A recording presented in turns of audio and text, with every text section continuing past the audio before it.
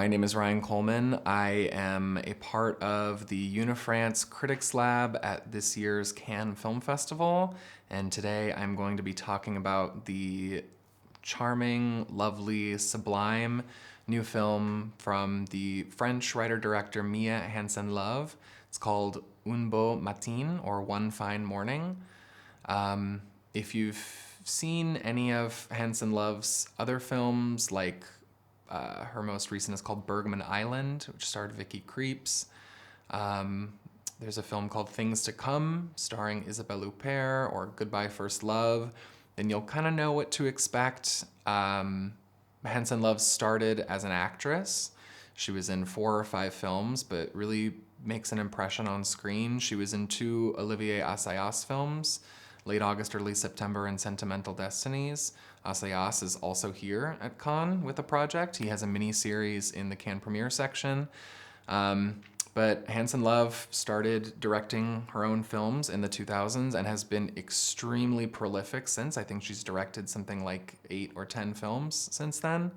And One Fine Morning is it's extremely Mia Hansen-Løve. It's slice of life. It's very discursive, so a lot of the action takes place in the dialogue, and a lot of the richness that you get out of the story really happens in small, personal, intimate, emotional moments where a character is walking down the street or buying some groceries or reading a book, and it's just the framing of the shot or the way the light hits the actor's face. Nothing really crazy happens in the film. So stars Léa Seydoux, and it's a really all-star cast. So it stars Léa Seydoux, and Pascal Gregory plays her father, and then Melville Poupeau plays an old lover of hers that kind of comes back into her life. And she's a single mother, and her father, played by Pascal Gregory, is sort of rapidly degenerating. He's not very old, but he has a sort of Alzheimer's or dementia type condition, and he's really going downhill very fast, which is obviously very hard for her. She's very close to him. He's a philosophy professor. There are lots of connections or similarities between this film and Things to Come. So in Things to Come, Isabelle Huppert played a philosophy professor, and her mother was dying, so there's similarities there. And again, really it's not about what happens.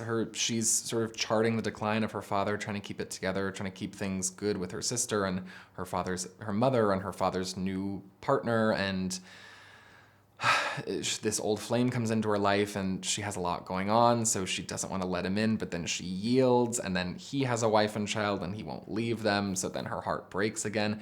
And really, if the film is about anything, it's just about this sort of inevitable heartbreak of just being in relationships with people, whether they're friendships, passionate relationships, family relationships, friendships, anything like that.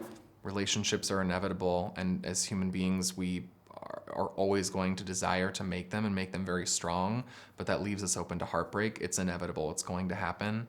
And Hansen-Løve is just so attentive to, she's so compassionate. Nobody is ever vilified, or nobody's ever not fully fleshed out in her films, and she does it with such a slight hand. I mean, there's not a lot of exposition. You don't have characters saying, oh, and this is your job, and then you went here and you did this. You really see it in their gestures, the way they treat other people.